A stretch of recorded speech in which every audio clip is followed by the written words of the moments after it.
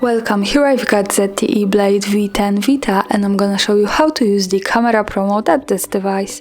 So let's start by tapping on the camera button to open it, and for now we are in the standard photo mode. Let's change it by sliding to the left to get access to other modes of this camera, and now let's pick the manual. So this is kind of pro here, and it gives us possibilities to choose some shooting parameters by ourselves. This is useful when we want to learn photographic skills or making experiments with photography, so let me start with these buttons here. The first one from the right is the white balance, so we can adjust here the temperature of our picture, and we can pick it by using this slider. From the lights we have in the area where we take a photo, so we can pick the daylight, the cloudy light, incandescent light, and the fluorescent light. At the beginning of the slider we have the auto settings, so there's no problem to go back to the auto white balance. And let's move to this button at the center with ISO.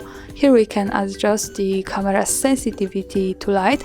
We can make it less sensitive from 100, and by going to the right, more sensitive to 1 in 6,000 of it, so I think this is enough spectrum for this camera.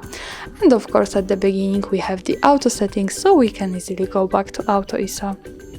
And the last one button here from the left is the exposure compensation option, so by using this slider and going to the right we can manage the light of our photo.